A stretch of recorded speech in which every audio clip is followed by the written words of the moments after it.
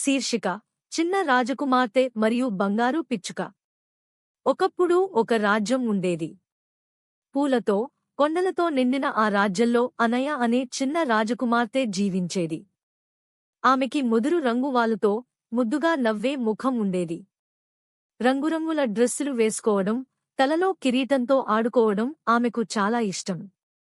కాని ఒక చిన్న లోపం ఉండేది: ఆమె పంచుకోవడం ఇష్టపడేది కాదు.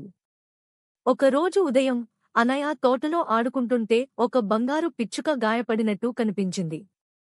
వెంటనే ఆమె పరిగెత్తి, "ఓ, నీకు గాయం అయ్యింది. నీకు నేను సహాయం చేస్తాను" అంది. ఆమె తాలూకు మృదువైన దుప్పట్లతో ఒక చిన్న మోమును తయారుచేసి పిచ్చుకను సురక్షితంగా ఉంచింది.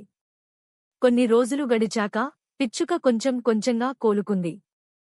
అది మధురంగా పాడుతూ గదిలో తిరుగుతూ ఉండేది. అప్పుడు సేవకులు, స్నేహితులు అడిగేవారు, "ప్రిన్సెస్, పిచ్చుకను చూడచ్చా?" అనయ మాత్రం చెబుతూ ఉండేది, "లేదు, ఇది నాది. నేనే మాత్రమే చూసే హక్కు ఉంది."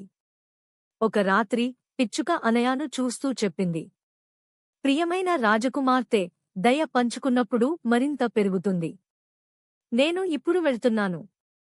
కానీ గుర్తుంచుకో, పంచుకోవడం సంతోషాన్ని తీసుకురుతుంది." అంతే. బంగారు రెక్కల మెరవడితో అది ఆకాశంలోకి ఎగిరిపోయింది. మరుసటి రోజు అనయ గది ఖాళీగా అనిపించింది. పిచ్చుక పాటలు వినిపించలేదు. ఆమె ఆ పిచ్చుక మాటలు గుర్తుచేసుకుంది. వెంటనే రాజ్యంలోని పిల్లలను పిలిచి తన బొమ్మలు, ఆటపాటలు, తినుబండారాలు అందరితో పంచుకుంది. ఆ రోజు నుండి అనయ దయమయి రాజకుమార్తె గా పేరు తెచ్చుకుంది. రాజ్యంలో ఆనందం, స్నేహం, నవ్వులు నిండిపోయాయి.